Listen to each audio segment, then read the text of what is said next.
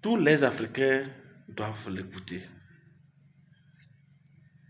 Tous les Africains, toutes les Africaines doivent écouter l'intervention choc, la réplique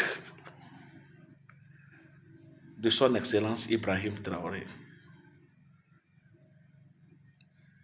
Le président IB a en fait remercié Emmanuel Macron, qui est le président français qui nous a ouvert les yeux.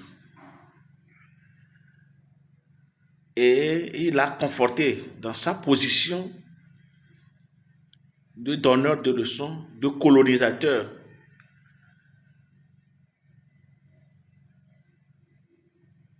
Et par-dessus tout,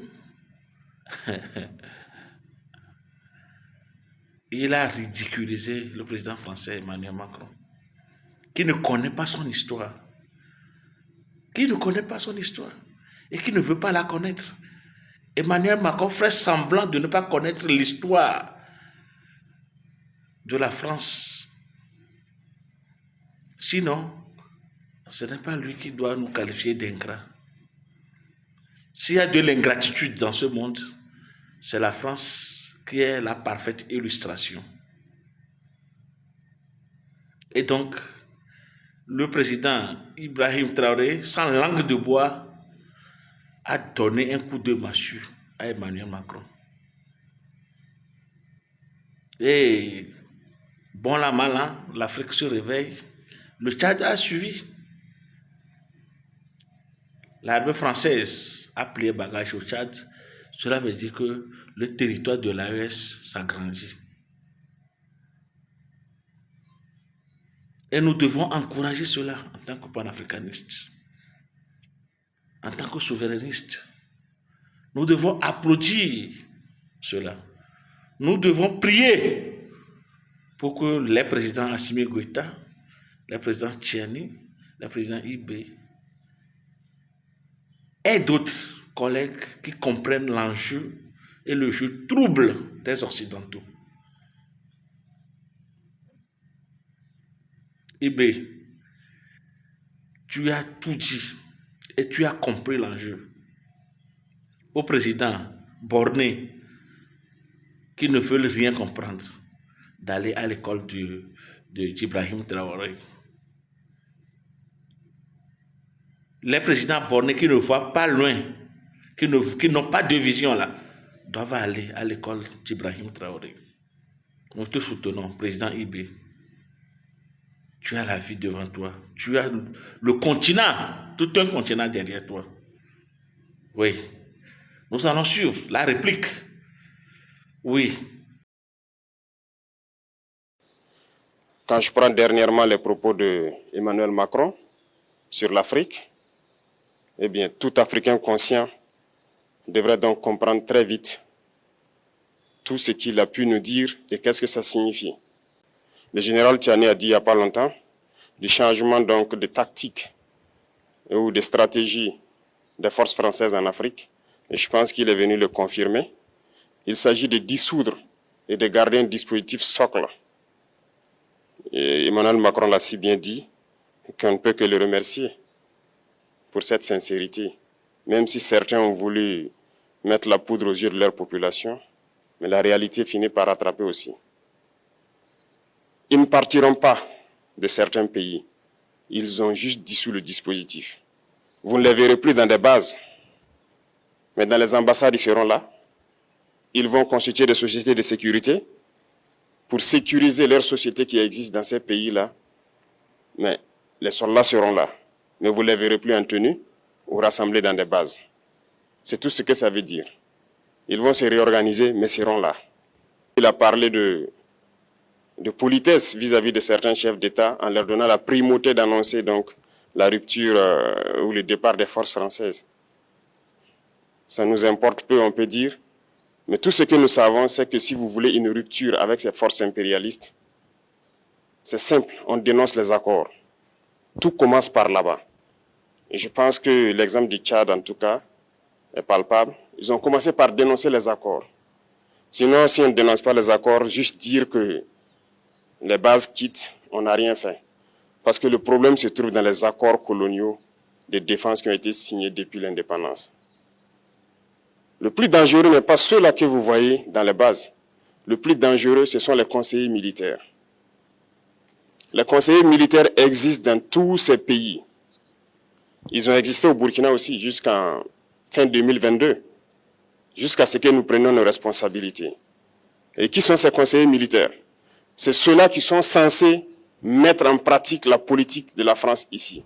Ils doivent travailler à rendre nos armées très faibles pour que la France puisse toujours avoir l'argument d'exister ici. Sous Blaise Compaoré, ils avaient réussi.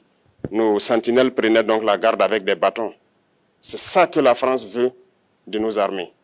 Lorsque nous arrivons à cette étape, nous n'avons pas le choix que de vouloir qu'ils viennent s'installer.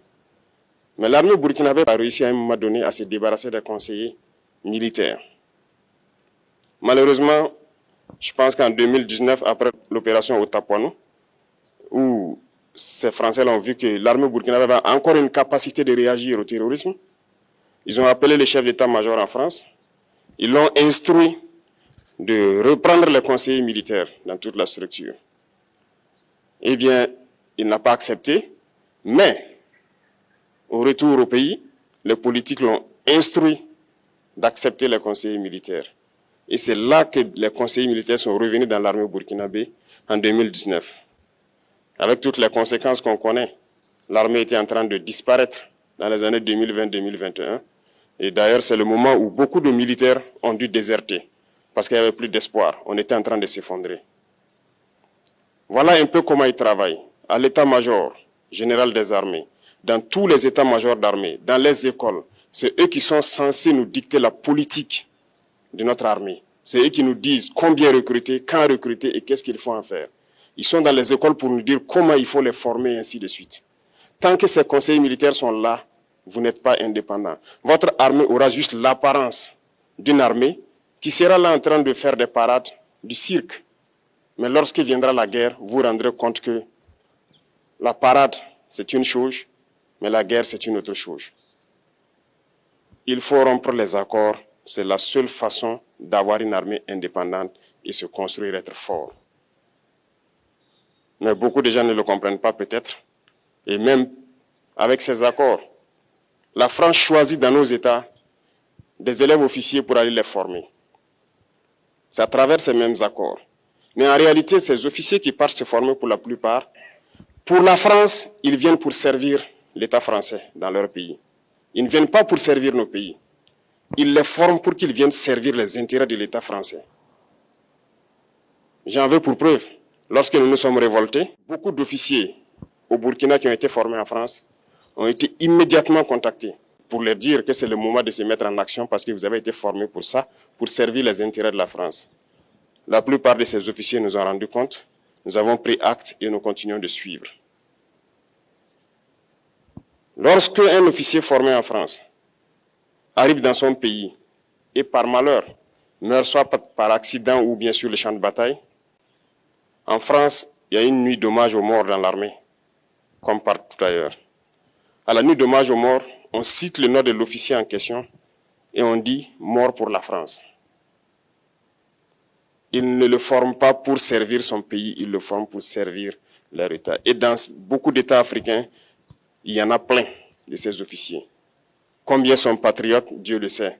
C'est une leçon que Emmanuel Macron a donnée encore aux chefs d'État africains, de se rattraper et de pouvoir vraiment mener cette lutte contre l'impérialisme.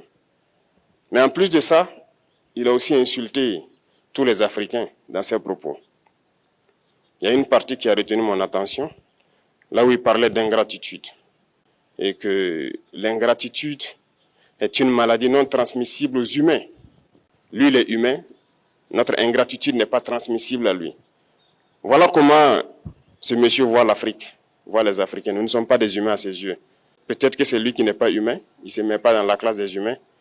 Mais s'il y a bien un ingrat, c'est bien lui. Je pense que s'il n'est pas athée et qu'il prie, à chaque matin qu'il se réveille et qu'il prie, il devrait aussi prier les Africains. Parce que c'est grâce à nos ancêtres qu'il existe aujourd'hui une France. Il devra nous prier. À ses yeux, nous ne devons pas être des humains, nous sommes plus que des humains. Ce sont des messages très forts qu'ils passent. Moi, je pleure le peuple français. Mais quand même, il est bien pour l'Afrique. Il est un mal nécessaire pour nous. Ceux qui veulent se réveiller, se réveillent. Ceux qui ne veulent pas se réveiller, comme on le dit, on ne peut pas réveiller quelqu'un qui ne dort pas. Les Africains doivent se réveiller. Nous devons travailler à être indépendants, à faire au moins ce que nos peuples connaissent le bonheur. Et la lutte contre l'impérialisme, c'est ça.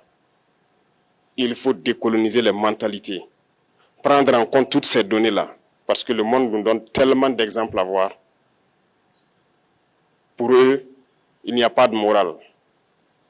Ils peuvent vous désigner aujourd'hui terroriste, mais demain, vous êtes un héros, par leur simple bouche. Ils décident de ce qu'ils font. Ils parlent de démocratie, mais ils se font eux-mêmes des coups d'État constitutionnels entre eux. Ils parlent des droits de l'homme, mais ils déciment des populations ailleurs. L'Africain doit se réveiller, l'Afrique doit se réveiller. Et le combat contre l'impérialisme est permanent. Et je vous invite à incorporer ce combat, à travailler en sorte que nous soyons réellement indépendants, que nous soyons autosuffisants et que nous puissions nous développer, connaître le bonheur, ce à quoi notre peuple aspire. Merci, je vous souhaite une très bonne journée, une très bonne semaine et une très bonne année.